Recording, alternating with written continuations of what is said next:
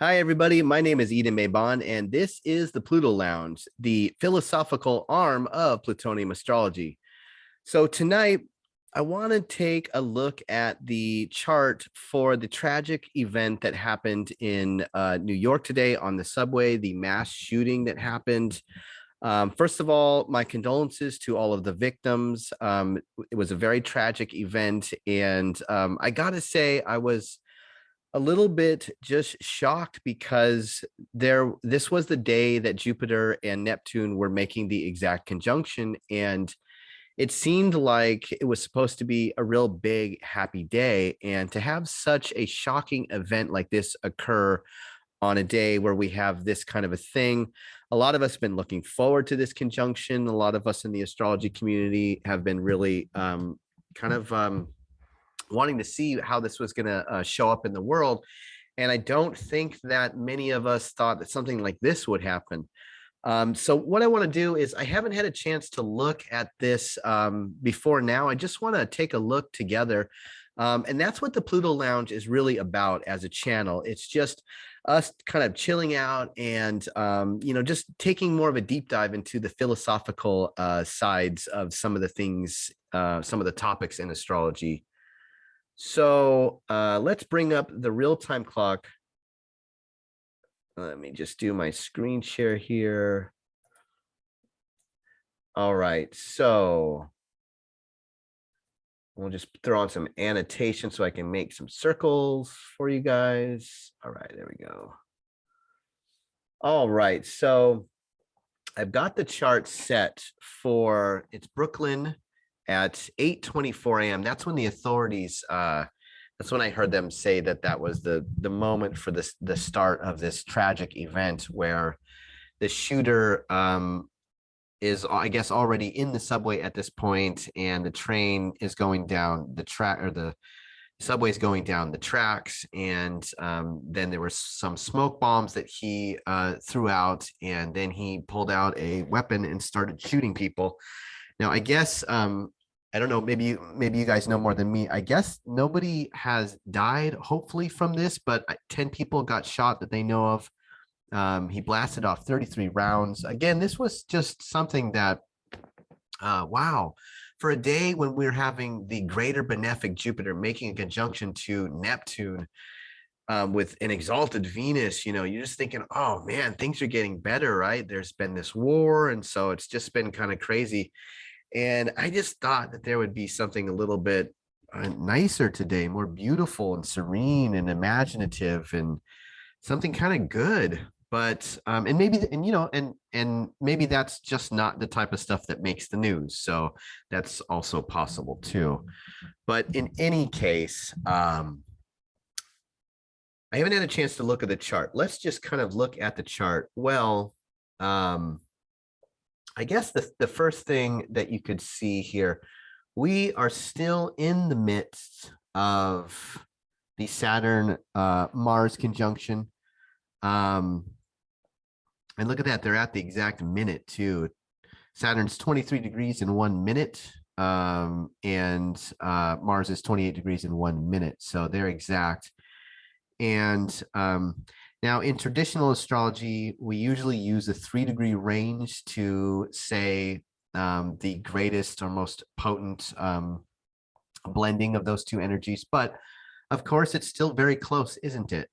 Now, the other obvious thing is we are looking at, oops, that was the wrong annotation. Sorry, guys. The other thing is we're looking at, let me put up a different color too. We're looking at this opposition to the moon.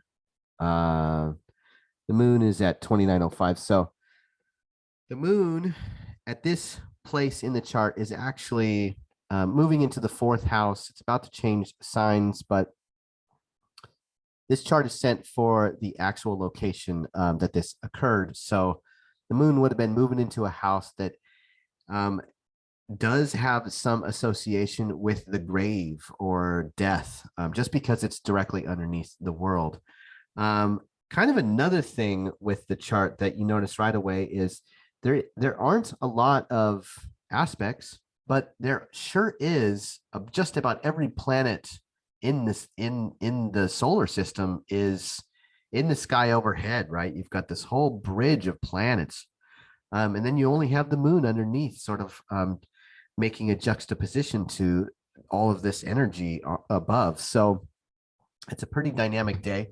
Now, it wasn't all bad today. The authorities were talking about the fact that people came to the rescue of the victims right away, and there was a real big sense of unity and bravery and sacrifice, and just people coming together to help people out, which was great, but nonetheless tragic. So, what do we see in this chart? Well, I still think we're dealing, even though Saturn and Mars are kind of outside of this 3-degree range. What I think is that the perpetrator, he must have been planning this for at least a little while, maybe a few days before, and I feel like the energy of the previous conjunction, where when Mars and Saturn were closer together, or more exact, that's probably the moment that this individual was feeling this energy kind of boiling up, this anger and this murderous sort of rage. And it could have something to do with an ideological struggle in his mind, since this is in Aquarius here, but I'm feeling that the boiling point for this individual probably was a few days ago, and maybe it just took some time for him to put his terrible plan into play. And sometimes we see this with a separating aspect. The ancients called it the ripening or the falling off period. So it's possible that the rage and intention was boiled a few days ago, but that the fruit is just now fallen off the tree, fully ripe, and that was the event that we see today, unfortunately. We also see the big thing here is, of course, the Jupiter Neptune conjunction. Now that is exact today, so that's just in at this moment. That was only 1 minute of 1 degree. So I think I'm right about this. But if you take your arm and extend it all the way out, your finger is 1 degree of sky arc, and there are 60 minutes in 1 degree, or 60 divisions of my finger extended fully out. So if you divided my finger into 60, that would be 1/60th of my finger is how separated Jupiter and Neptune are with one another. So that's not separated at all. Basically, they're right there within a hairline conjunction. Now there is an issue I have a little bit that I sort of wanted to bring up with this video. And I'm sort of being a little bit critical here, but not that much, because I feel sometimes people can fall, or astrologers or people looking at astrology can fall sometimes into a bad habit of making a symbol more and more narrow, using less and less words, or coming up with more and more symbolism. For instance, if they see Neptune, they're going to say, "Oh, it's going to be illusion," or "You're going to drink too much," or "There's going to be water," or "It's going to be beautiful." There's imagination. And what is that, like 5 or 6 that I just said?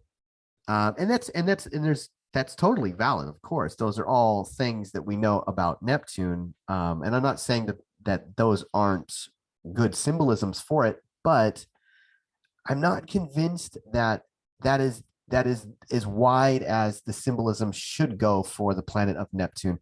I think that the spectrum should be.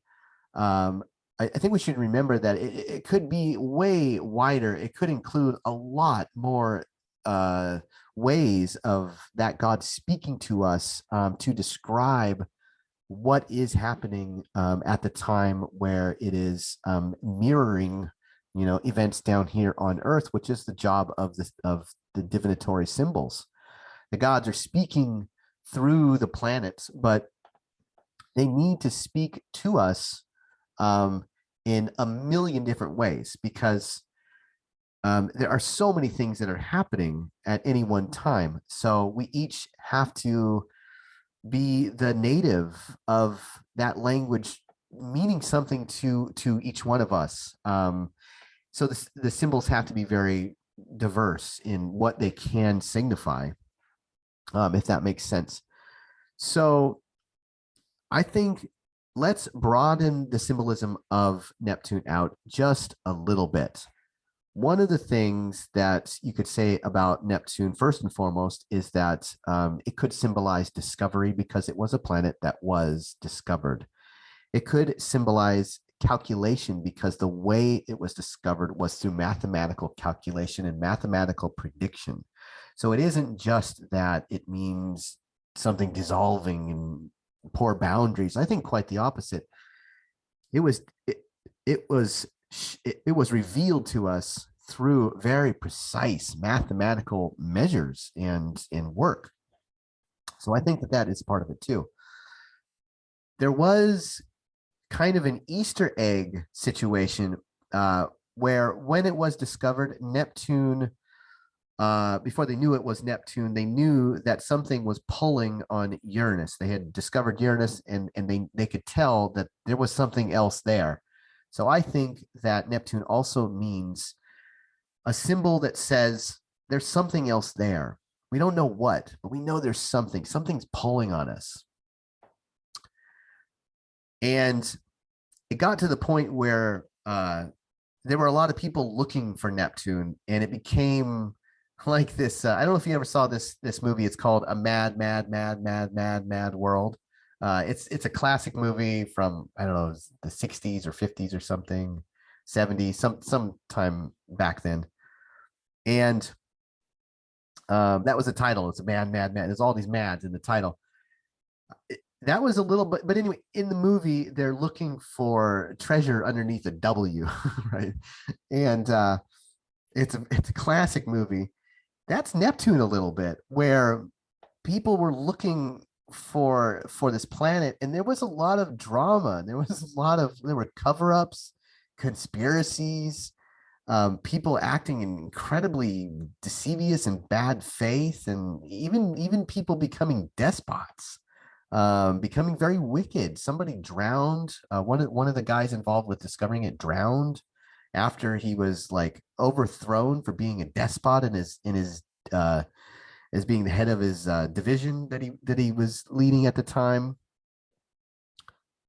So Neptune is quite broad. But of course, we also know that Neptune can mean stuff becoming unified. I think it can also mean pareidolia, where we want to see symbols in everything. But I will say, I also believe that Neptune can speak to violence. Historically, with Neptune transits, we actually see people getting lost at sea, wars starting, sometimes wars being reconciled, but wars starting, ideological battles that turn out very violent. It's almost like Uranus in that way. But in any case, I think that Neptune has a bit of violence and definitely treachery associated with it. Cover-ups, conspiracy, war. I would almost go out on a limb and say Neptune has a little bit of a connection with a war. So how did that show up today? Well, after the tragic event, everybody band together and they went on. It wasn't as fun as this, but it was a kind of an Easter egg, and everybody was looking for this guy, right? So that's a little bit, excuse me, how you see Neptune coming through and speaking a little bit that way, I think. And I think we have to also say Jupiter is sort of promising at least in the mind of this individual who felt like he was justified. There was some very zealotous. I feel like, they haven't caught him yet, so I'm just speculating here. But I feel like anybody that does anything like this, there's a real zealotous quality to this, right? There's a real feeling like you're just justified, like you can go in there and you can do it because somehow or another you're justified in taking the lives of innocent people, and it's almost has this like burning witches at the stake, or this real crazed overdoing it kind of um murderous or violent or warlike behavior that says, um I'm not limited. I can, especially with Mars and Saturn still being together. Mars and Saturn are both very ideologically placed in Aquarius. Aquarius is also a sign that says, "Hey, I'm in this camp, and I've got my friends, and you're not, and you're over there, and I don't know if we can really, be friends, and we can cross the divide." Um, so, and then Jupiter and Neptune, I think, speak to this just incredibly overblown, um, unlimited sort of zealotous religious kind of fervor or destruction, tragic destruction, trauma. Um, but there was also an Easter egg. There was also discovery, and there was also people coming together to try to help. So it speaks to a lot. Um, I think the only other thing that we could say about this chart um, is again just the moon down here.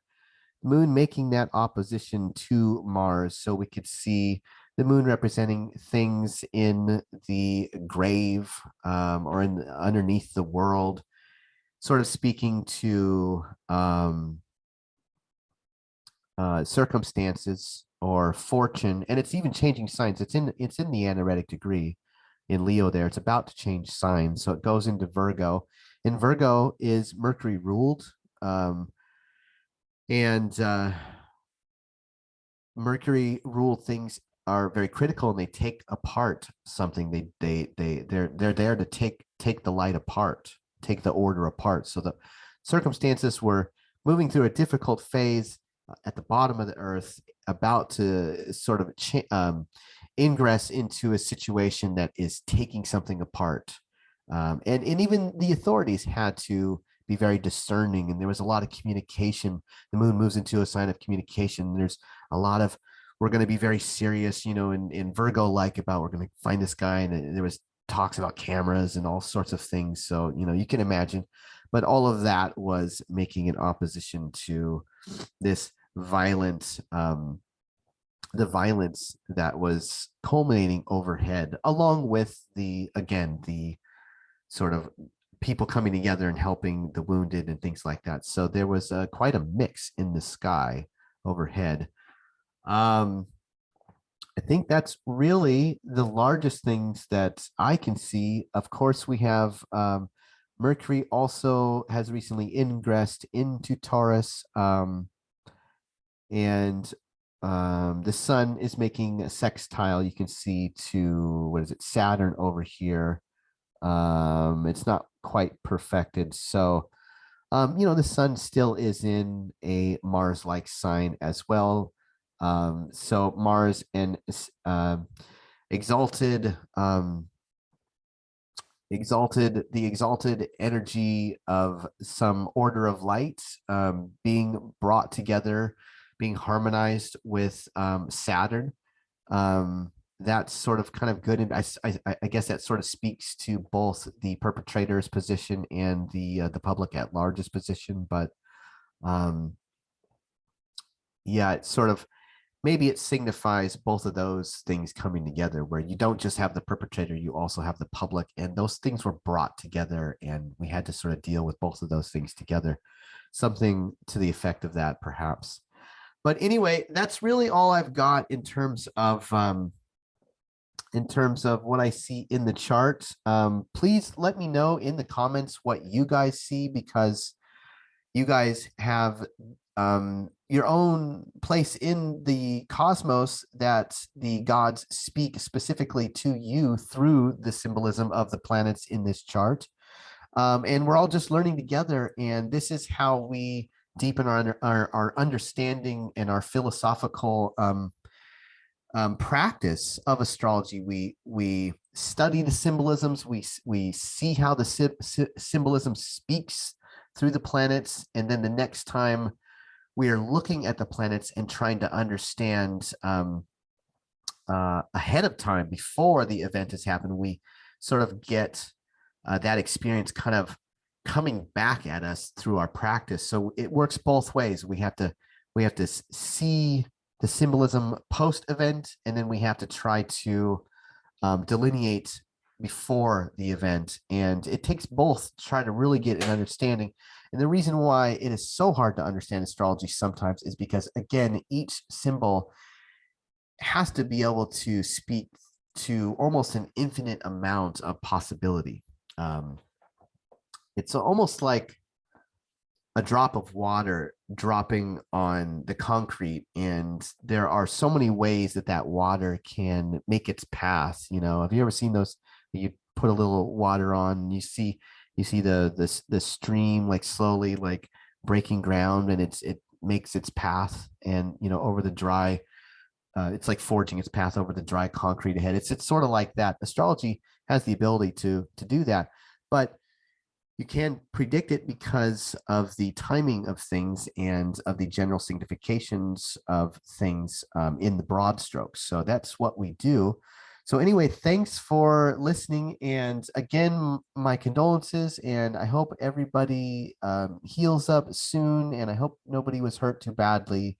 And hopefully better times will come soon, because I was not expecting this type of a vibe today, really. And I know it wasn't all bad. There was definitely some good things in there, but yeah. And if there's any good things that happened that I'm not aware of, let me know that too in the comments, because this was pretty much the main thing that I heard today. But anyway, take care of yourselves, everybody. Thanks for watching, and I'll be back here on the Pluto Lounge soon. And so bye for now.